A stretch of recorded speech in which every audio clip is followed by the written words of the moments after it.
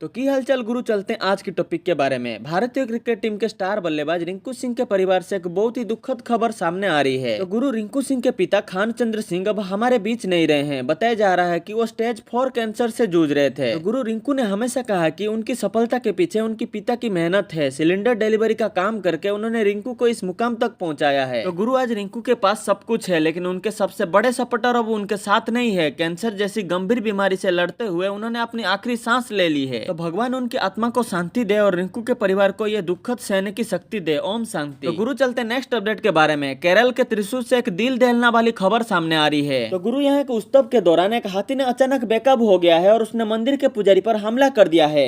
तो गुरु, इस अचानक हुए हमले में मंदिर के पुजारी गंभीर रूप से घायल हो गए हैं, जिन्हें तुरंत नजदीक अस्पताल ले जाया गया है। तो गुरु, त्रिशूर में हाथियों का सांस्कृतिक महत्व बहुत बड़ा है, लेकिन बार बार होने वाली ऐसी घटनाओं ने अब सुरक्षा और जानवर के व्यवहार पर बड़े सवाल खड़े कर दिए हैं। स्थानीय प्रशासन मामले की जांच कर रहा है। घायल पुजारी के जल्द स्वस्थ होने की प्रार्थना करें। तो गुरु, चलते नेक्स्ट अपडेट के बारे में। क्या रश्मिका मंदाना और विजय देवरकोंडा ने सच में शादी कर ली है? इंटरनेट पर यह तस्वीर आग की तरह फैल रही है, जिसमें ये दोनों दूल्हा और दुल्हन के जोड़े में नजर आ रहे हैं। फैंस तो बधाई देने में लग गए हैं। तो गुरु रुकिए, इससे पहले आप लड्डू बांटे, सच जान लीजिए ये तस्वीर पूरी तरह एआई जनरेटेड या फैन मोड एडिट है। तो गुरु, विजय और रश्मिका ने अभी तक अपनी शादी या रिलेशनशिप को लेकर कोई भी ऑफिशियल कंफर्मेशन नहीं दिया है। तो गुरु, फेक न्यूज से बचे। और आपको क्या लगता है, क्या ये रियल लाइफ में भी साथ आएंगे? कमेंट बॉक्स में बताएं। तो गुरु, चलते नेक्स्ट अपडेट के बारे में। क्या असम में देश के पहले प्रधानमंत्री पंडित जवाहरलाल नेहरू की प्रतिमा को तोड़ दिया गया है? तो गुरु, पिछले कुछ घंटों में सोशल मीडिया पर यह तस्वीर तेजी से वायरल हो रही है, जिसमें नेहरू जी की प्रतिमा मलबे पर गिरी हुई दिख रही है। असम में प्रशासन के अनुसार ये किसी विरोध का हिस्सा नहीं। ये घटना असम के कामरूप इलाकों की है,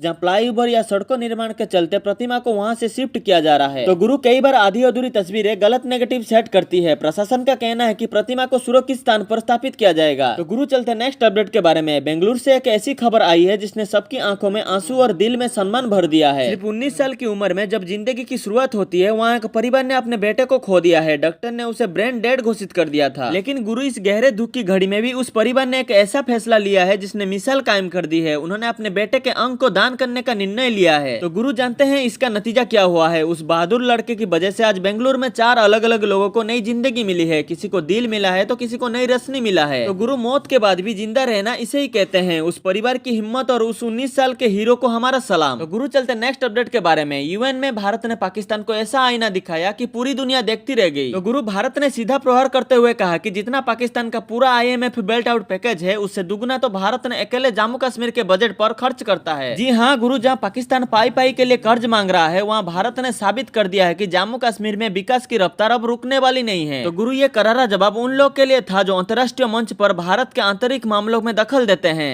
भारत की इस बजट कूटनीति ने पाकिस्तान को दुनिया के सामने रेड फेस्ट यानी कि शर्मिंदा कर दिया है। तो गुरु, चलते नेक्स्ट अपडेट के बारे में। धमाकेदार शुरुआत। टीम इंडिया ने जिम्बाब्वे को धूल चटाकर अपनी बादशाहत साबित कर दी है। क्या गेंदबाजी थी गुरु। जसप्रीत बुमराह के धार और अक्षर पटेल की फिरकी के आगे जिम्बाब्वे के मिडिल ऑर्डर ताश की पत्तों की तरह ढह गया है। तो गुरु, इस बड़ी जीत का सबसे बड़ा फायदा इंडिया का एनआरआर यानी कि नेट रन रेट। तो गुरु, अब टीम इंडिया पॉइंट्स टेबल में टॉप पर अपनी पकड़ और भी मजबूत कर चुकी है। तो गुरु, बैटिंग ने भी हमारे शहरों ने कोई कसर नहीं छोड़ी। डोमिनेट विन और डोमिनेट परफॉर्मेंस। क्या आपको लगता है इस बार इंडिया कप उठाएगी? कमेंट बॉक्स में बताएं। तो गुरु, चलते नेक्स्ट अपडेट के बारे में। अगर आप भी पेट्रोल गाड़ी चलाते हैं तो 1 अप्रैल 2026 से सब कुछ बदलने वाला है। भारत सरकार ने ऐलान कर दिया है कि अब देश भर में मिलने वाले पेट्रोल में 20% एथेनॉल मिलाना अनिवार्य यानी कि मैंडेटरी होगा। तो गुरु, इसे E20 फ्यूल कहा जाता है। सरकार का लक्ष्य है प्रदूषण कम करना और कच्चे तेल के आयात पर होने वाले खर्च को बचाना। लेकिन गुरु, क्या आपकी पुरानी गाड़ी इसके लिए तैयार है? ज्यादातर नई गाड़ी E20 मटेरियल कॉम्प्लीमेंट है, पर पुरानी गाड़ियों के इंजन पर इसका असर पड़ सकता है।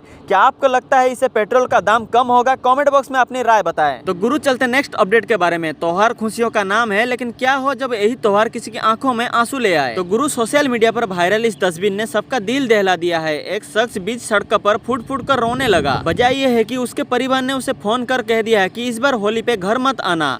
साल भर की मेहनत और घर जाने की उम्मीद जब एक पल में टूटती है तो दर्द ऐसा ही होता है। तो गुरु, अपनों की अहमियत पैसों से बढ़कर होती है। इस होली में अगर कोई घर आ रहा है तो उसका स्वागत खुले दिल से करे। तो गुरु, चलते नेक्स्ट अपडेट के बारे में। क्या आप जानते हैं श्रद्धा कपूर अपने घर का किराया कितना देती है? नंबर सुनकर आपके होश उड़ जाएंगे।